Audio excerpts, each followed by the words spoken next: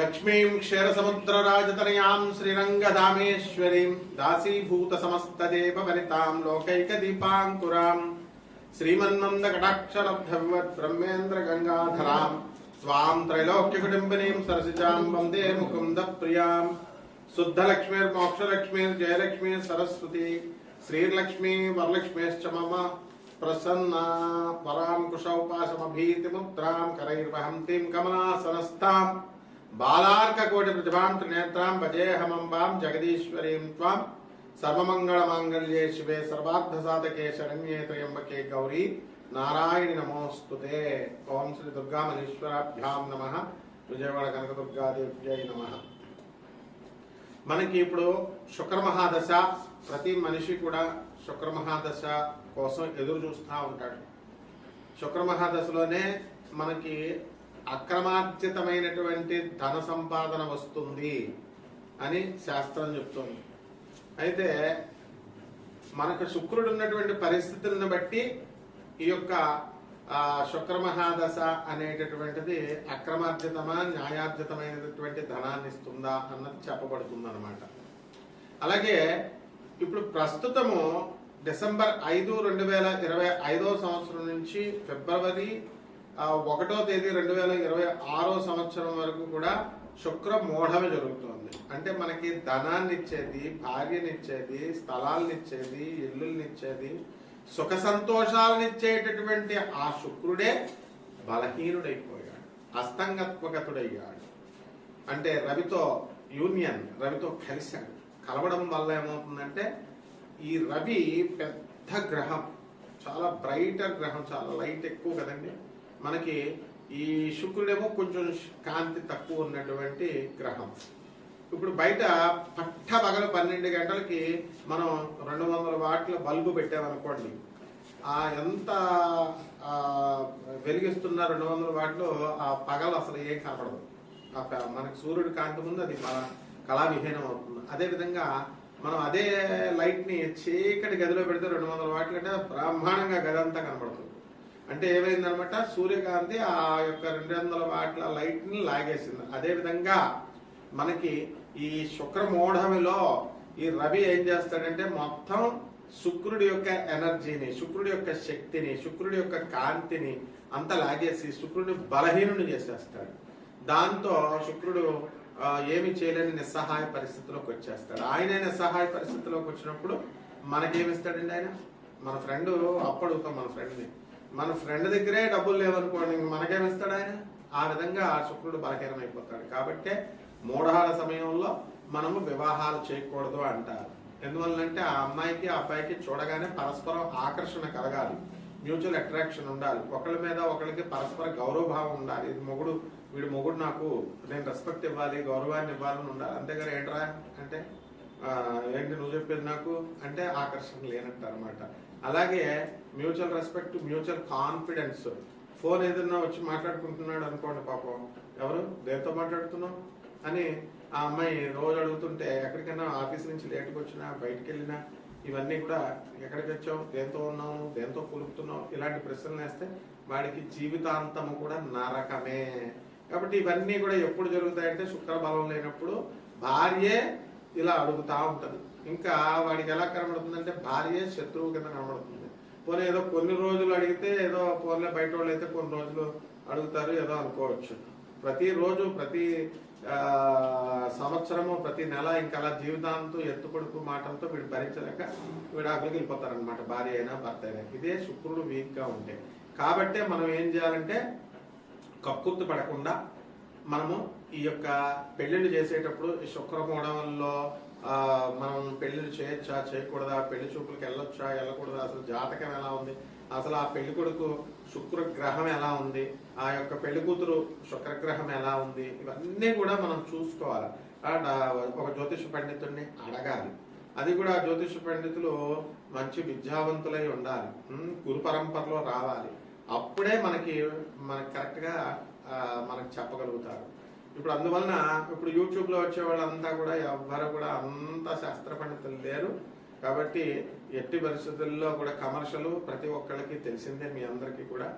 అందువలన మనకి జ్యోతిషం అడగాలంటేనే భయపడేటటువంటి విధానంలో మన భక్తులందరూ కూడా, ప్రేక్షకులందరూ ఉండడం, ప్రజలు ఉండడం జరుగుతుంది. కాబట్టి మనం మరి ఏం చేస్తారు, మీరు కూడా డబ్బులు ఇవ్వరు కదమ్మా, ఊరికే జ్యోతిషం ఒకటి, తర్వాత ఈ యొక్క సంగీతం ఒకటి, ఇవన్నీ కళలన్నీ ఫ్రీగా చెప్పాలని అనుకుంటారు.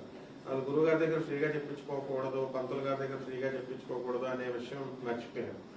కాబట్టి వీటి వల్ల శాస్త్రానికి చెడ్డ పేరు. అందువల్ల ఇది కూడా శుక్రదోషమే. అంటే గురువు పట్ల నమ్మకం విపరీతంగా ఉండాలి. అందువల్లనే మోడర్న్ సైన్స్ని, నాసా లైవ్ రిపోర్ట్స్ని బట్టి మనం చూసి జాతకాలు చెప్తాము. అలాగే ప్రాచీన జ్యోతిష శాస్త్ర మా గురుదేవుల యొక్క పరంపర నుంచి మధురకృష్ణోత్సవ శాస్త్రి గారు, మా గురువు గారు అందరూ కూడా, మరి సూర్యశ్రీ సిద్ధాంతి గారు పాలకొల్లు, అలాగే మనకి సుసర్ల దుర్గా ప్రసాద్ గారు రాజమండ్రిలా మంచి గురువులు ఉండేవారు. చల్లా రామగణపతి శాస్త్రి గారు రాజమండ్రి, చల్లా గణపతి శాస్త్రి గారు, అన్నదమ్ములు ఇద్దరు కూడా రాజమండ్రి, వీళ్ళంతా కూడా. ఒక సూర్యశ్రీ సిద్ధాంతి గారు మాత్రం పాలకొల్లు. ఇలా రాలంగి గారు, నేమాని గారు, వీళ్ళంతా మహానుభావులు ఉండేవారు. పెద్దతరం అదంతా వెళ్ళిపోయింది.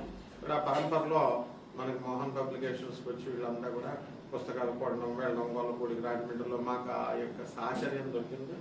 దానివల్లే లాస్ట్ 10 years మా మధురకృష్ణ శాస్త్రి గారు ఎంత జ్యోతిష దిగ్గజం అంటే, శకుంతలాదేవి కూడా లాస్ట్ 10 years. కర్కాటక రాశి, ఈ కర్కాటక రాశి వారికి అందరికీ కూడా మనకి ఈ యొక్క శుక్రగ్రహ మూఢం వల్ల అసలే కర్కాటక రాశి వారి పనులు అవుతున్నాయి కానీ స్లోగా అవుతున్నాయి. ఈ శుక్ర మూఢం వల్ల ప్రేమ వ్యవహారాలు వీటిల్లోకి అసలు దిగొద్దు, అండ్ చాలా ప్రమాదము. మనం రీసెంట్గా ఒక ఆమె తన ప్రియుడితో కలిసి భర్తను చంపేసింది చూసాం. ఇది కూడా శుక్రగ్రహం మూఢం వల్లే. అలాగే మన శివాజీ గారు, హీరో శివాజీ గారు పాపం మంచి చెప్పబోయి వెళ్ళి మరి హీరోయిన్ అనసూయ మరి ఆవిడ చేత మరి దెబ్బలు తిన్నారు. ఈ విధంగా అబాస్ పాలయ్యాడు.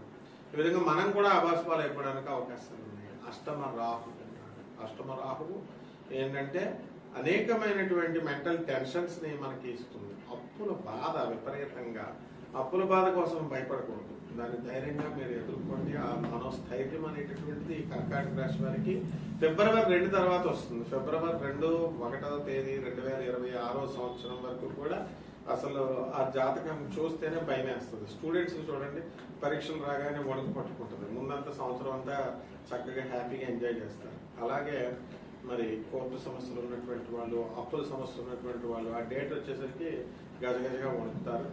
నేను చూశాను నా కళ్ళతో. లాయరు జడ్జిని అస్తమానం డేట్స్ అడుగుతుంటే సీనియర్ లాయర్ ఏమో జూనియర్ లాయర్ని పంపమంటున్నాడు. వెళ్తుంటే భయం వేస్తుంది ఆయనకి. ఏంటి నీ సీనియర్ రమ్మను, లేదా నువ్వే వాదించేసే అని అడుగుతుంటే ఇది లాస్ట్ వాయిదా అని చెప్పేసి జేబులో మ్యాన్షన్ హౌస్ బాటిల్ పట్టుకెళ్ళి బయట కోర్టు హాల్ బయటే తాగేసాడు డస్ట్బిన్లో పడేసి లోపలికి వచ్చాడు అనమాట. జడ్జి అడుగుతుంటే అంటే పాపం భయం వల్ల తాగుతారు. అలాగే పాపం తాగుతున్నారని చెప్పేసి ఆడవాళ్ళు భర్తలను ఏమనవద్దు, ఎందుకంటే టెన్షన్ వల్ల, అప్పుల బాధల వల్ల తాగేస్తున్నారు. తాగేనియండి, ఏం పర్వాలేదు. శుక్రుడు 2 February 1వ తేదీ వరకు 2026 సంవత్సరం వరకు ఈ తాగకపోతే కనుక శుక్రుడు బలం తగ్గిపోతుంది. అందువలన శుక్రుడికి అయితే మీరు మహాలక్ష్మీదేవి పూజ చేయాలా, లేదా శివుడికి పూజ చేయాలా, లేదా మందు అలవాటు ఉన్నవాడు, కొత్తగా మందు ఏమో మీరు ఏమి నేర్చుకోవద్దు. ఉన్నటువంటి వాళ్ళని చెప్తున్నాం. ఉన్నటువంటి వాళ్ళు మానేయండి, మీ లివర్లు పోతాయి, లంగ్స్ పోతాయి, కిడ్నీలు పోతాయి అని మేము చెప్పాలా? డాక్టర్లు చెప్తూనే వింటలేదు ఎవరు కూడా. కాబట్టి ఇదంతా శుక్రగ్రహ ప్రభావం. శుక్ర మహాదశ వచ్చినప్పుడు ఈ కర్కాటక రాశి వారంతా కూడా బ్రహ్మాండంగా స్థిరపడడానికి అవకాశాలు ఉన్నాయి. ఉద్యోగాలు లేనటువంటి వాళ్ళకి కాస్త, కర్కాటక రాశి వాళ్ళు చాలా మంది ఉన్నారు ఫారెన్ లో, వాళ్ళకి ఉద్యోగాలు రావట్లేదు. అండ్ దీనివల్ల కాస్త టెన్షన్ అనేటువంటి వీసాల ప్రాబ్లం, ఇలాంటి అనేకమైనటువంటి సమస్యలు ఉత్పన్నమవుతాయని టెన్షన్ పడుతున్నారు. ఏమీ కాదు. మీకు June 2, 2026 సంవత్సరం తర్వాత కర్కాటక రాశిలోకి మనకి గురుడు ప్రవేశించిన మరుక్షణం మీ యొక్క సమస్యలన్నీ కూడా తీర్చుకోవడానికి అవకాశాలు ఉంటాయి. అదేవిధంగా గురుడు కేతువుతో November 25, 2026 సంవత్సరం నుంచి కలిసి ప్రయాణం చేయడం అనేటటువంటి జరుగుతాయి. కాబట్టి అక్కడ మనకి గురువు కాస్త నల్లిఫై చేస్తూ ఉంటాడు కేతు యొక్క ప్రభావాన్ని. ఆదాయాలను పెంచడము, ఖర్చులను నియంత్రించడము, ఇలాంటివన్నీ కూడా కొత్త కొత్త వ్యక్తులు పరిచయాలు అవుతూ ఉంటాయి. ఆ వ్యక్తులు మంచాలా చెడ్డాలా అనేటటువంటిది మీ విజ్ఞత మీద ఆధారపడాయి మీరు చేసుకోవాలి. అంతేగాని ఎవరో వచ్చి చెప్పారు అని చెప్పేసి వ్యాపారాల్లో పెట్టుబడులు పెట్టడాలు, కొన్ని మంచి వ్యాపారాలు అయితే పర్వాలేదు, అలాగా ఇలా అన్ని కూడా మీరు చూసుకుంటూ ముందుకు వెళ్ళాలి. పరిహారాల దగ్గరికి వచ్చేసరికి ఈ యొక్క దుర్గాదేవికి కుంకుమార్చన చేసుకోవడము, దుర్గా మంత్రం జాగ్రత్తగా చదువుకోవడము, తర్వాత పేదవారికి, అనాథలకి, వికలాంగులకి, సాధువులకి అన్నదానం చేసుకోవడము, ధన సహాయం చేసుకోవడము, ఈ రకంగా వెళ్ళాలి. బెజవాడ కనకదుర్గమ్మ దేవస్థానానికి వెళ్ళి మరి చక్కగా అమ్మవారి యొక్క దర్శనం చేసుకోండి. దర్శనం చేసుకుని అమ్మవారి పూజలు పునస్కారాలు చేసుకుంటూ